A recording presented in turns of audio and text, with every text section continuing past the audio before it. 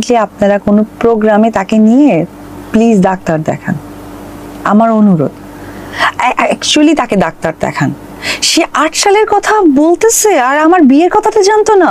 অনেকেই শাকিব খানকে অনেক বাজে মন্তব্য করতেন এবং অনেক বাজে ভাবে তাকে প্রেজেন্ট করতেন, যেটা আমার খারাপ লাগতো। হ্যাঁ, আমাদের বিয়ের কথাটা জানতেন না?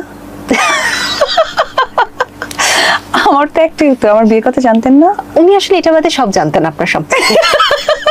আমার কাছে মনে হয় আপনার উপস্থাপক হিসেবে হাসেন, আমার বিশ্বাস, কারণ আমি লং টাইম ইন্ডাস্ট্রি তো, সো লাইক আপনারা যে সিটে বসে আছেন এটা তো ইন্ডাস্ট্রির একটা পার্ট, তাই না? হয়তো বা সিনেমা না। আমার মনে হয় আপনাদের হাসি আসে, এখন কিছু করার নেই, হজম করতে হয় যেহেতু গেস্ট। তো 2008-এ সাকিব অসুস্থ অবধি জেনেছে, আর তার ঘরের বউ জানেন না।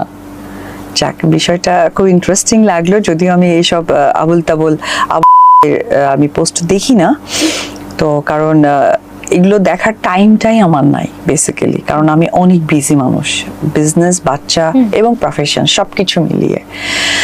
আর সব থেকে ইম্পর্টেন্ট হচ্ছে আমার দেখার কেন টাইম নাই, কারণ আমি কারো ক্ষতি করার কারণ হয়ে দাঁড়ায় না, বিধায় আমার ওই টাইমটা নাই। আসলে টোটালি মিলে একটা কথা বলি, আপনারা কোনো প্রোগ্রামে তাকে নিয়ে প্লিজ ডাক্তার দেখান, আমার অনুরোধ। অ্যাকচুয়ালি তাকে ডাক্তার দেখান। সে 8 সালের কথা বলতেছে আর আমার বিয়ের কথাটা জানতো না। ও মাই গড, আসলে না এটা একটা মানে মানসিক ভাবে আমার মনে হয় যে সে আসলে যা চেয়েছে বা যা করতে চেয়েছে সেটা আসলে পান নাই, বিধায় এখন ভুলভাল বকছে।